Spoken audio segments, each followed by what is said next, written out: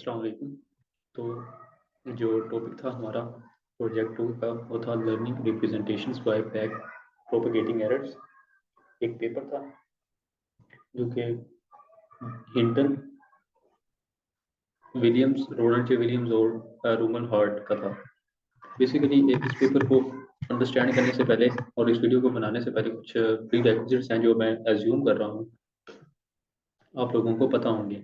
उनमें से सबसे पहले ये है कि आपको पता होना चाहिए कि जो सिंगल परसेप्ट्रॉन लर्निंग एल्गोरिथम है वो किस तरह काम करता है, और दूसरा ये है कि डेरिवेटिव्स जो है उनका आपको कुछ बेसिक आइडिया होना चाहिए। उसके बाद कुछ चीज़ें हैं जो हम रिव्यू करेंगे अपनी, जो हमें अंडरस्टैंड करने में हेल्प करेंगी हमारा मेन टॉपिक जो कि मेंशन किया गया है। सबसे पहले हम एक विकीपीडिया का सेंटेंस है जो कि काफ़ी हेल्पफुल होगा हमें समझने के लिए। उसके बाद हम पार्शियल डेरिवेटिव्स को देखेंगे। उसके बाद हम देखेंगे कि चेन रूल क्या होता है, इसे हम क्यों यूज़ करते हैं। उसके बाद दो चीज़ें हैं जो साइमल्टेनियसली हम देख रहे होंगे, और एक हमारा मेन टॉपिक के वेट्स जो हैं हिडन लेयर में वो कैसे एडजस्ट होते हैं, ठीक है, जो कि बैक प्रोपिगेटिंग ऑफ एरर्स से लिंक्ड है। उसके अलावा हम देखेंगे कि डेरिवेटिव्स किस तरह हम यूज़ कर रहे हैं मशीन लर्निंग में, तो मतलब मशीन को लर्न करवाने में डेरिवेटिव्स की क्या क्या यूज़ केस है। तो ये साइमल्टेनियसली दोनों चीज़ें चल रही होंगी। तो अभी हम बेसिकली डेरिवेटिव का यहाँ पे थोड़ा सा रिव्यू कर लेते हैं। डेरिवेटिव क्या है? डेरिवेटिव बेसिकली है कि रेट ऑफ चेंज। अब रेट ऑफ चेंज को ऑफ अ फंक्शन, ये है डेरिवेटिव ना। अब हम एज्यूम करते हैं हमारे पास एक फंक्शन है f of x is equal to 2x, ठीक है। और जो यहाँ पे x वैल्यू है ना, x एंटिटी, ये एक वेरिएबल एंटिटी है।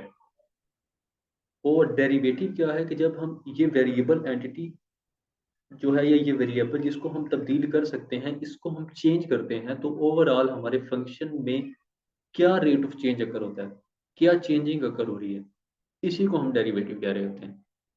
कि जब एक ऐसी वैल्यू जो हमारे फंक्शन में तब्दील हो सकती है उसको हम चेंज करें, तो हमारे जो ओवरऑल फंक्शन है उस पे किस रेट से चेंज हो रहा है, उसी को हम डेरिवेटिव कह रहे हैं।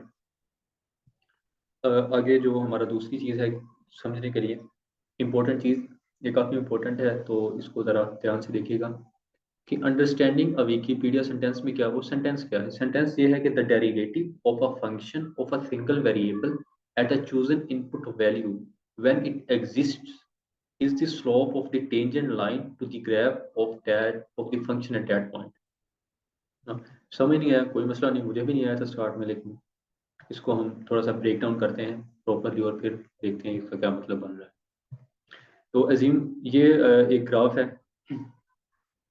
इसमें ये एक फंक्शन है, ठीक है, जो ग्रीन लाइन में शो हो रहा है ना, ये उस फंक्शन का प्लॉट है। फंक्शन देखते हैं कि ये किस फंक्शन का प्लॉट है। अभी हम उस फंक्शन पे मैंने एक पॉइंट चूज किया ए, ठीक है। अब इस ए पॉइंट पे मैंने एक टेंजेंट ड्रॉ किया, टेंजेंट मतलब एक स्ट्रेट लाइन ड्रॉ की तो इस पॉइंट को पास करिए, ठीक है। अब अब हम जो हमारा मेन कॉन्सेप्ट है ना उसको समझते हैं। अब ना मैं इस जो फंक्शन है इसका एक डेरिवेटिव लेता हूँ। डेरिवेटिव क्या है कि वो किस हिसाब से चेंज हो रहा है, मतलब ये जो ग्रीन कलर में मुझे प्लॉट शो हो रहा है ये है एफ ऑफ एक्स का प्लॉट, ठीक है। एक्स स्क्वायर जो कि हमारा मतलब एक्स स्क्वायर का प्लॉट है। अब मैंने इसका जब डेरिवेटिव लिया तो मेरे पास आया 2x, सही है। मतलब कि जब मैं एक्स स्क्वायर में मैं एक्स स्क्वायर को चेंज करूंगा ना, तो उसमें जो चेंज आएगा वो 2x के हिसाब से आएगा, ठीक है। मतलब उसका जो रेट ऑफ चेंज होगा ना वो 2x होगा, ये इसका मतलब है। अब जब मैंने ये लाइन ड्रॉ की, अब मैंने ये जो पॉइंट लिया ना, ये बेसिकली पॉइंट अगर आप यहाँ पे देखें ना 2 है, x की वैल्यू यहाँ पे 2 है और y की वैल्यू वट एवर जो भी 4 बन रही है यहाँ पे। लेकिन हमें अभी जो मेन कंसर्न है हमारा x की वैल्यू है, x की वैल्यू हमारी है यहाँ पे 2। अब मैंने ये जो 2 है ना इसको मैंने पुट किया ये जो मेरा मेन फंक्शन है उसके डेरिवेटिव में, तो मेरे पास आता है 2 पुट किया तो मेरे पास जो है वैल्यू जो आंसर में आ रही है वो 4। तो इस 4 का मतलब क्या है एक्चुअल, ये 4 हमें क्या बता रहा है कि ये 4 क्या चीज़ है ना। तो वो जो बेसिकली मतलब है ना इस 4 का, ये जो लाइन ड्रॉ हो रही है ना इस पॉइंट पे, ये लाइन की स्लोप है, ठीक है। मतलब दोबारा मैं रिपीट करता हूँ कि एफ, मैंने एक फंक्शन है उसका डेरिवेटिव लिया और मैंने एक सर्टेन पॉइंट उठाया हुआ है जिस पे मैंने एक लाइन ड्रॉ की हुई है, एक टेंजेंट ड्रॉ किया हुआ है। अब वो जो पॉइंट था, उस पॉइंट को मैंने उस फंक्शन के डेरिवेटिव में पुट किया, तो मेरे पास एक वैल्यू आई, और वो जो वैल्यू है वो बेसिकली ये स्लोप है, इस लाइन की स्लोप है जो मैंने टेंजेंट ड्रॉ किया। तो इसका इससे ज्यादा कुछ मतलब नहीं है। यही उस लाइन का जो पीछे हमने पढ़ी, जो मे बी काफी कॉम्प्लेक्स लग रही थी सुनने में, उसका ये एक्चुअल में मतलब है। अभी जो दूसरा इंपॉर्टेंट कॉन्सेप्ट है हमारा, वो है पार्शियल डेरिवेटिव्स क्या होते हैं। डेरिवेटिव में हमने देखा कि हमारे पास वेरिएबल था, हमारे पास जो फंक्शन था वो किसी एक वेरिएबल पे डिपेंड कर रहा था, और उस फंक्शन के फंक्शन में चेंज उस डिपेंडेंट वेरिएबल में चेंज की वजह से आती थी। लेकिन पार्शियल डेरिवेटिव्स में क्या होता है, हमारे पास में भी दो हमारे पास दो वैल्यूज हैं, एक्स एंड वाई। ज्यादा भी हो सकती हैं, लेकिन आसानी के लिए दो वैल्यूज ली हैं, एक्स और वाई। हमारा जो फंक्शन है ना, इन दो वैल्यूज पे डिपेंड कर रहा है। एक और चीज यहाँ पे नोट कीजिएगा, ज़हन में रखिएगा कि ये जो एक्स और वाई है वो आपस में इंडिपेंडेंट होनी चाहिए। एक्स और वाई पे फंक्शन डिपेंड होना चाहिए, और एक्स और वाई पे इटसेल्फ इंडिपेंडेंट होनी चाहिए।